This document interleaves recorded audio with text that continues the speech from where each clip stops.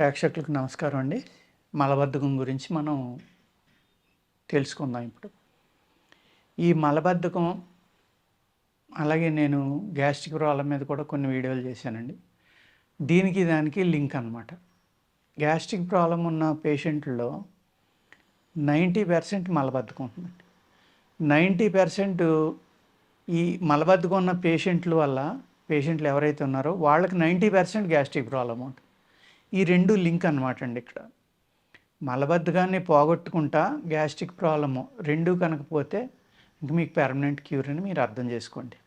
ఒక మనిషి ఆరోగ్యంగా ఉన్నాడంటానికి గుర్తు ఏంటంటే లేవగానే మనం రెస్ట్ రూమ్‌కి వెళ్ళడం, పాయిఖానాకి వెళ్ళడం, మన బాడీలో ఏదైతే మలం ఉందో ఆ మలం ఇమ్మీడియేట్‌గా క్లీన్ అవ్వడం. అది కూడా పూర్తిగా ఒకేసారి గానీ ఈవినింగ్ కూడా అయితే చాలా మంచి లక్షణం అండి అది.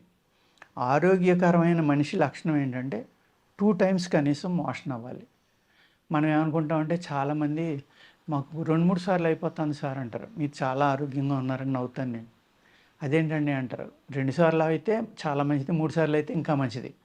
అంతకు మించి కనుక అవుతామంటే అప్పుడు ఆలోచించండి. అది కూడా మీకు కలర్ కానీ సాలిడా, సెమీ సాలిడా, ఎలా వెళ్తుంది, స్మెల్ ఇవన్నీ అర్థం చేసుకోండి. అర్థం చేసుకుంటే అప్పుడు మీకు పెర్ఫెక్ట్‌గా తెలుస్తుందన్నమాట. ఇది ఎవరైతే 2 సార్లు వెళ్తారో వాళ్ళు చాలా ఆరోగ్యంగా ఉన్నట్టండి. 3 సార్లు వెళ్ళినా కూడా తప్పులేదు.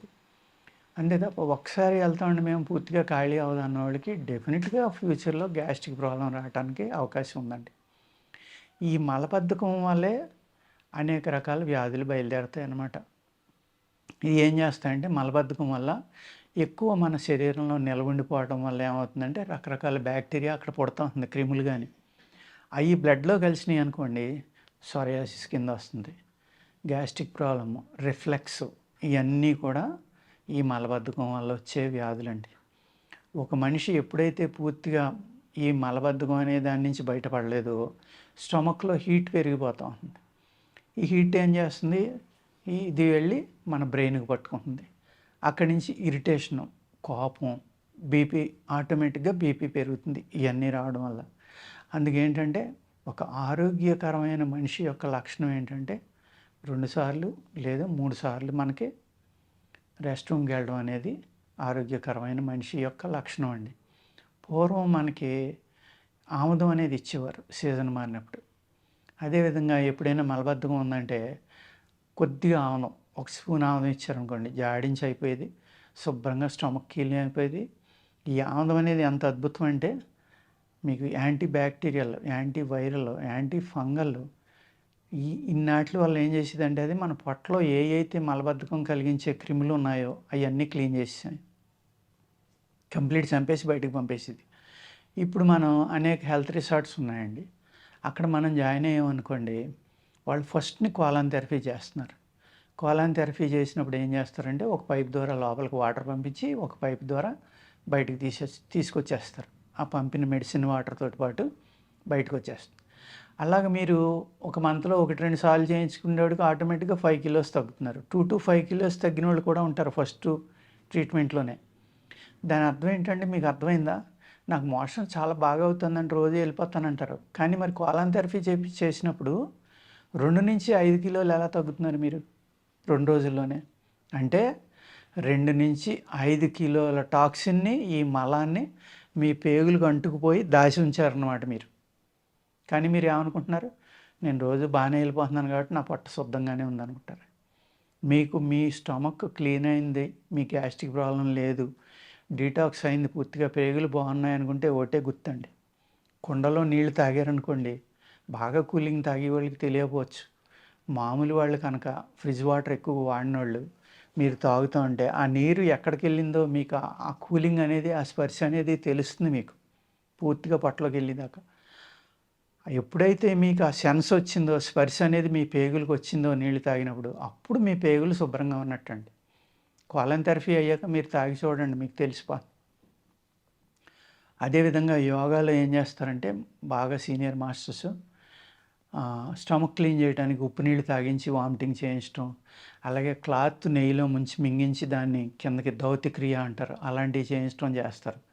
అది అయిన తర్వాత మీరు నీళ్ళు తాగండి, క్లియర్‌గా తెలిసిపోతుంది మీకు నీళ్ళు ఎక్కడికి దిగుతున్నాయి, ఎలా వెళ్తున్నాయి అనేది. అంటే ఎప్పుడైతే మీ పేగుల్లో ఆ స్పర్శ అనేది లేదో ఆటోమేటిక్గా మీకు పేరుకుపోయినట్టే లెక్క. స్కేలింగ్ మీ పేగుల్ని యాక్చువల్గా మనం ఉన్నామండి, పొట్ట ఫ్లాట్గా ఉండాలి, బాగా ఇంత ఉంది అంటే దాని అర్థం ఏంటంటే ఇంత లావున ఉండవలసిన పేగులు ఇంత లావునైనాయి అని అర్థం. మీకు ఆటోమేటిక్గా మీరు 5 to 10 కిలోస్ మీ పొట్టలోనే దాచి ఉంచారు. అర్థమైంది కదండి. ఆ మలం అనేది బయటికి వెళ్ళకపోతే అనేక రకాలైన వ్యాధులు మీకు వస్తాయి.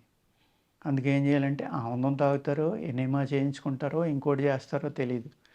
అదేవిధంగా బయటికి వెళ్ళాలి అంటే సున్నాముఖి అని ఉంటుందండి, తెల్ల తెగడ అని ఉంటుంది, నల్ల తెగడ అని ఉంటుంది. తెగడలో 2 రకాలు. కటుక రోహిణి ఉంటుందండి, తెలుపు నలుపు. ఇలాగా మీకు ఏంటంటే మన ఎండు ద్రాక్ష, గులాబీ రేకులు, ఇలా అనేక రకాలు ఉన్నాయండి మనకి మోషన్ ఫ్రీ కావడం కోసం. ఇటువంటివి మీరు వాడుకుని చక్కని పౌడర్ తయారు చేసుకుని ఆ పౌడర్ కనుక మీరు పడుకునేటప్పుడు తీసుకున్నారనుకోండి, మీ శరీర తత్వాన్ని బట్టి తీసుకోవాలన్నమాట. అది సునాముఖి తీసుకుంటున్నారనుకోండి, మజ్జిగతోటి కనుక తీసుకుంటే అద్భుతంగా పనిచేస్తుందండి. దాన్ని చారు పెట్టుకుని తాగుతూ ఉంటారు చాలామంది, అనేక రూపాల్లో వాడుతూ ఉంటారు. కానీ సునాముఖి వేసుకోవడం వల్ల కొంతమందికి కడుపులో నొప్పి వస్తుంది, కొంతమందికి నులి నొప్పి కింద వచ్చి మోషన్ అవుతుంది, మోషన్ అయ్యేటప్పుడు వచ్చే సెన్స్ లాంటిది. కొంతమందికి బాగా ఎక్కువ వస్తుంది అనమాట. ఆ పెయిన్ భరించలేక కూడా కొంతమంది వేసుకోరు. అందుకే ఏం చేస్తారంటే చక్కగా సునాముఖిలోనే మన రోజ్ పెటల్స్ పౌడర్ దొరుకుతుంది మీకు బయట, అటువంటిది, ఎండు ద్రాక్ష, సునాముఖి, నేను చెప్పిన తెగడ కానీ కటుక రోహిణి కానీ ఇలాంటివి కొట్టుకుని పౌడర్లో 4 రకాలు సమానంగా కలుపుకుని చక్కగా 1 స్పూన్ మజ్జిగలో కానీ ఉట్టిది నీళ్ళలో కలుపుకుని దాన్ని తెల్లారుజామున మెలకువ వేసుకుంటే ఇంకా బాగా పనిచేస్తుంది. మీరు పడుకునేటప్పుడు కూడా వేసుకోవచ్చండి. వేసుకుంటే ఈ మలబద్ధకం అనే వ్యాధి మీకు కొన్నాళ్ళకి క్లియర్ అయిపోతుంది. దాన్ని అలవాటు చేసుకోవద్దు దయచేసి. అవసరమైతే స్టమక్కి కొంచెం ఎక్సర్సైజులు చేయండి, చేస్తే డెఫినెట్గా ఫ్రీగా లేచిన వెంటనే మోషన్ అయిపోవటానికి చక్కని ఆసనాలు ఉన్నాయి ఆయుర్వేదంలో, అవి కూడా సాధన చేయండి. ఆసనం వేయలేము అనుకుంటే అదే ఆసనాన్ని ఎంతవరకు వంగితే అంతవరకు వేయండి, డెఫినెట్గా ఫలితం ఉంటుంది. అంచేత ఏం చేస్తారంటే మీరు ఫుడ్ ఫాలో అవటం, అతిగా మీరు ఎన్నోసార్లు ఎక్కువగా తినకుండా ఉండటం, వేడి శరీరాలు అయితే వేడి చేసి ఎక్కువగా తినకుండా ఉండటం లేదు. ఆముదం కానీ ఇప్పుడు నేను చెప్పిన అయితే మీకు లూబ్రికెంట్స్ ఉంటాయో, చక్కగా మీకు మోషన్ ఫ్రీ కావడానికి ఉపయోగపడే మందులు ఉన్నాయో వీటిని వాడుకుని మీ ఇంట్లోనే ఒక చూర్ణం తయారు చేసుకుని వాడుకోండి, చాలా బాగా పనిచేస్తుంది. మళ్ళీ చెప్తున్నాను, సునాముఖి పౌడరు, అదేవిధంగా మీరు రోజ్ పెటల్స్ పౌడరు, ఎండు ద్రాక్ష, తెగడలో ఏదో ఒక రకం, వాటిని ఆవు పాలలో ఉడకబెడితే కానీ శుద్ధి అవ్వవు. తెగడ కానీ కటుక రోహిణి కానీ కంపల్సరీగా శుద్ధి చేసుకోవాలి. అవి శుద్ధి చేసిన తర్వాత పౌడర్ కలుపుకుని అన్నీ సమంగా కలుపుకుని 1 స్పూన్ పడుకునేటప్పుడు లేదు తెల్లారుజామునే వేసుకుంటే చక్కగా స్టమక్ క్లీన్ అయ్యి మీకు ఈ గ్యాస్ట్రిక్ ప్రాబ్లమ్స్ తగ్గుతాయి. మలబద్ధకం వల్ల వచ్చే ప్రాబ్లమ్స్ అన్నీ కూడా తగ్గి ఆనందంగా హెల్తీగా ఉంటారు. ఎప్పుడైతే మీ స్టమక్ క్లీన్ అయిందో మీ ఇరిటేషన్ తగ్గుతుంది, టెన్షన్ తగ్గుతుంది, బీపీ కూడా తగ్గుతుందండి. ఇన్ని రకాల ప్రాబ్లం రావడానికి కారణమైన మలబద్ధకం నుంచి నేను చెప్పిన ఫార్ములా చక్కగా ఇంట్లో చేసుకుని వాడుకుని దాని నుంచి విముక్తి పొందండి. నమస్కారం అండి.